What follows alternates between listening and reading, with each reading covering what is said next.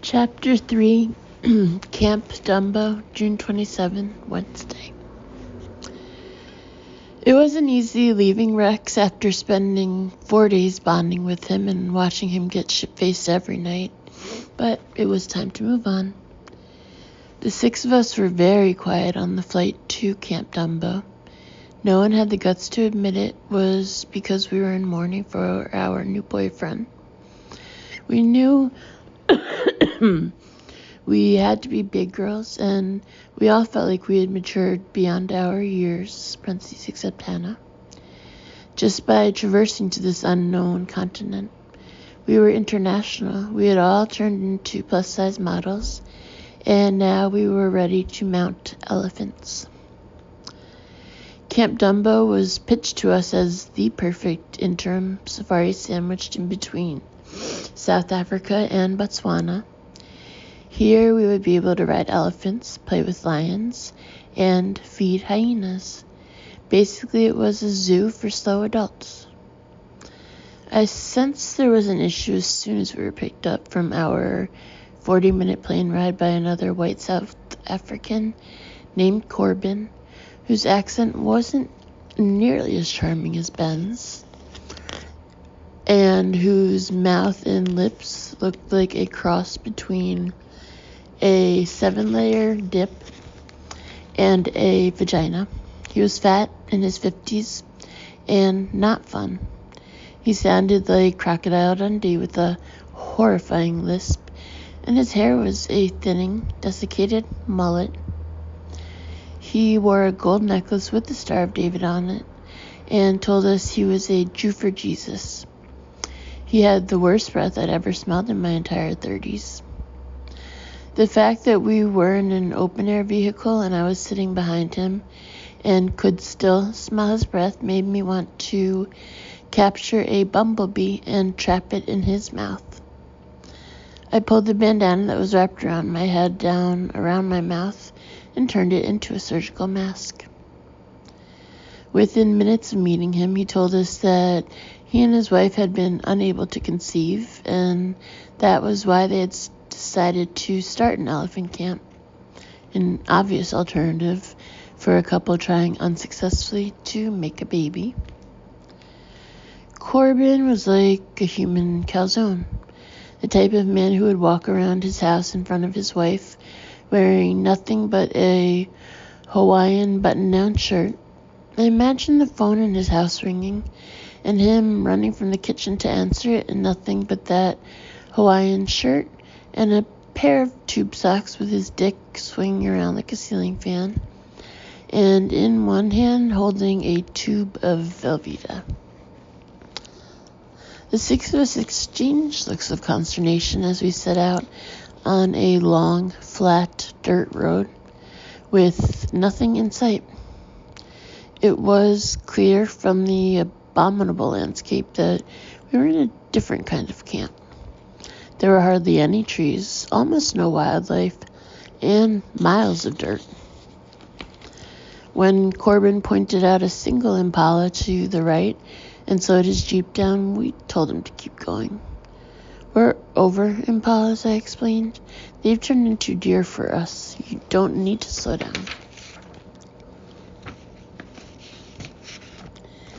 Aha! I was warned from Camp Landolosi that you girls don't mess around, he guffawed, as spit shot out of one of the crevices in his lips onto the steering wheel. Ugh, Hannah groaned. Gross. Speaking of deer, Chelsea, why don't you tell Corbin about the time you hit a deer? Molly suggested, trying to lighten things up. Ugh, I hate talking about that, but I will. I tapped Corbin on the shoulder. Do you guys have rollerblades in South Africa? Before he had time to answer, I told him it was a foggy Tuesday night in May, and I was into my own rhythm and feeling the beat of the drum, and before I knew it, a deer popped right out of the woods and struck me down. Did you not see it coming? Corbin asked, whipping his lips into profile. I did not. On blades, I can get up to 65 miles an hour. I ended up with just a couple of scratches, and I was lucky enough to be wearing a helmet. The deer, on the other hand, wasn't so lucky. He passed later that night. When she rollerblades, it's like she's in another world, Sue told him. By the way, Corbin, we met triplets at Camp Landolosi who said they just came from here. Did you pick them up as well? Ah, yes I did. Those girls were a riot. I really loved them. A riot? I asked. How so? They were just so funny. They had me laughing and laughing. We didn't find them funny at all, Sue interrupted. Well, he said, ignoring her comment and changing the subject, I'm going to drop you off at your villa so you can freshen up and relax, and we'll be by at 4:30 to pick you up for the elephants. What makes you think we need to freshen up? I inquired, well aware that I was on my 6th day of not showering. He ignored my question too, and informed us he'd be dropping us off with Norman, our escort, at Camp Dumbo. He pulled up to our villa where we met Norman, a shorter, grosser version of Corbin, if that was possible. Norman had beyond 7-layer dip lips. He looked like a warthog, and in what was becoming typical South African style, he also had one dead tooth. Perhaps he and Rex were distant cousins. He wore safari shorts that stopped 1.5 feet above his knee, and he had the handshake of a warthog after being assaulted by a water balloon. Do those shorts hurt? Hannah asked as she picked her ear and walked inside. I felt sorry for Norman, and I felt bad for him having to meet us. I also felt bad for myself, realizing I had completely forgotten to pack my clothes when we left Landolosi. I remember seeing my clothes, deciding I'd rather not deal with them, and secretly hoping Molly or Shelley would mistake them for their own and pack them. This is my usual operating procedure, and I've had over a 90% success rate.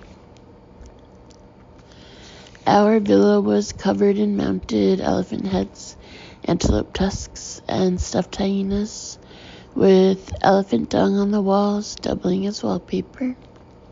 It was spacious with a wraparound balcony and 2 bedrooms connected by a living and dining area. This allowed the 6 of us to sleep in the same quarters for the first time on this trip. We were supposed to stay there for 4 days, but after meeting Corbin and Norman, I knew 4 days would be a long shot. Norman gave us walking directions to the main lodge if we wanted to grab a bite to eat before our elephant ride. We were to make a hard right out of our villa and follow a stone path that would lead 2 signs to the main lodge. In doing so, we crossed a gangplank that was suspended over 10 feet of dirt and led to a lodge shaped like a pirate ship. Felt like we were on a ropes course, and I decided to be the first one to acknowledge it. This camp is like the Best Western version of Arabian Nights. All we're missing are some gorilla rings and a balance beam. I feel like we're going to need 3D glasses, Molly added. Norman was waiting for us in the dining room when we entered the main lodge. Why he made us walk 1/4 mile in 90-degree heat when he was going to the same place made no sense at all. It dawned on me that Norman was under the impression that the gangplank/drawbridge was one of their main attractions. If this was the case, we were in big trouble. Once we were seated, Norman explained to us that later we would all be riding the elephants with a trainer. The trainers are very careful not to develop any relationship with the elephants, he told us enthusiastically. They used rods to get them to move. We thought Norman was joking, but Norman, being Norman, was too naive to realize how horrible that sounded. Our chef, Frederick, sauntered over to our table, and I decided to rename him Siegfried, based on the fact that he was a white European with a bizarre dye job, and, in my professional opinion, a raging queen. I understood that a chef takes pride in his cuisine, but I had more sympathy for the fact that none of us had been able to digest anything we'd eaten in 5 days, and needed to take the food down a notch. It was obvious Frederick had been warned about us when he asked us in a slightly irritated tone if we had any specific requests for dinner that night, and then rolled one colored contact. Feeling ashamed, we told him no in unison. He went over menu items, which were kudu, squirrel, and roasted cauliflower soup. After hearing this, we decided that we did indeed have specific requests, specifically that he not make anything he originally planned and just bring us a couple of salads. You can throw in the soup, I added, thinking of cauliflower being an accomplice to a bowel movement. Hannah used this opportunity to piss off Frederick even more by asking for some plain penne pasta with butter, like a 5-year-old. We all agreed and asked for the same. Frederick blanched at this request, and later Sue suspected he actually urinated in our pasta, or at least the butter. A black man named Hunam presented himself, dressed absurdly in clothes from the late 1800s, then made him look like he belonged on the set of Django Unchained. He started taking drink orders and giggled with a little glint in his eye when Shelley gave him instructions on how to make the perfect margarita.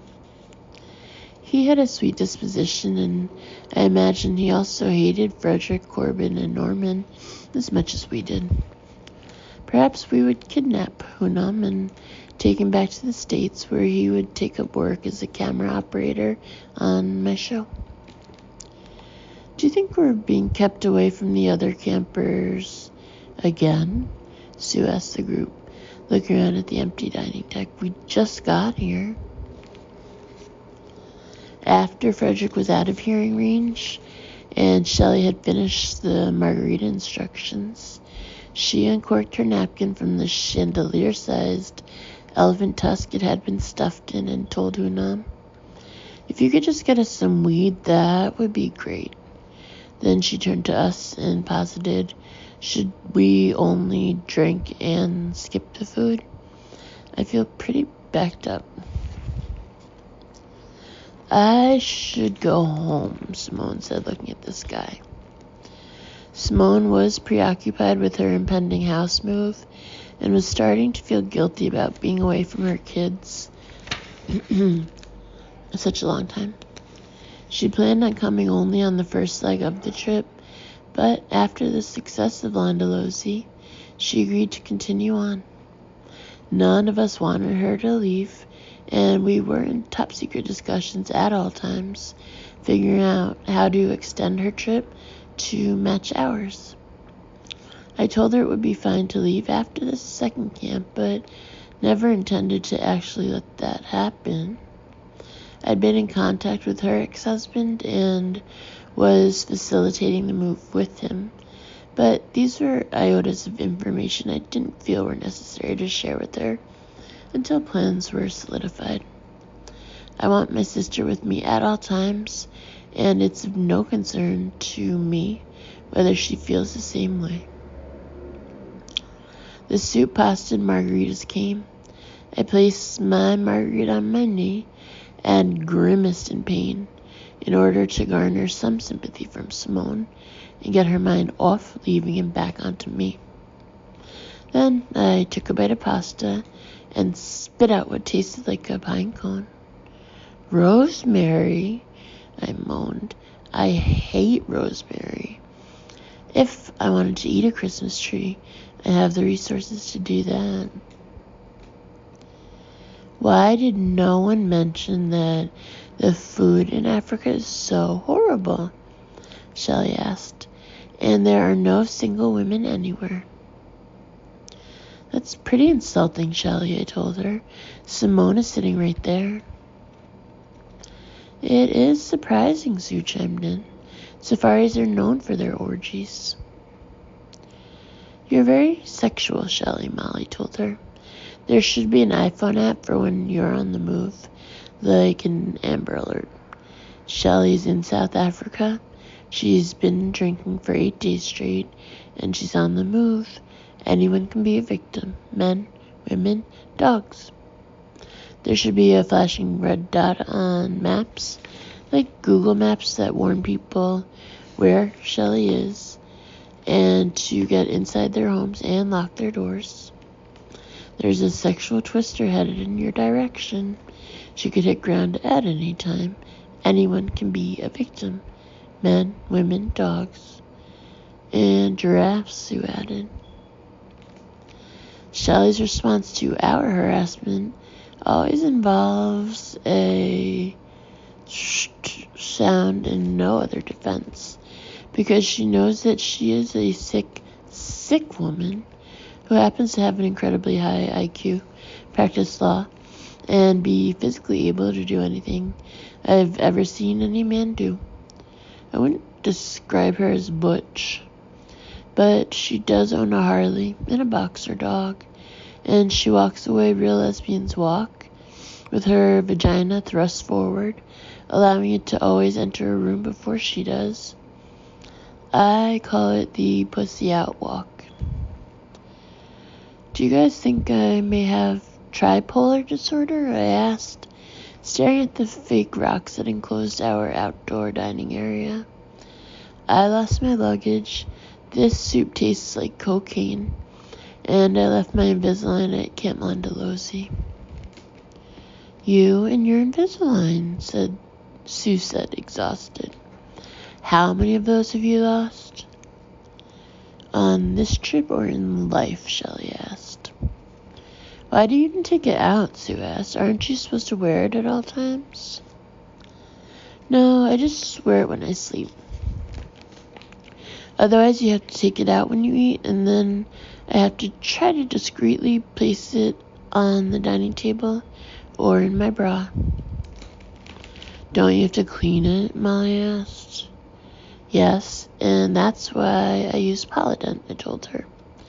People think they're just dentures. They're just for dentures, and those people are wrong. And quite honestly, they're the ones who need to get a grip. Well, you'll need dentures soon enough, Hannah chimed in.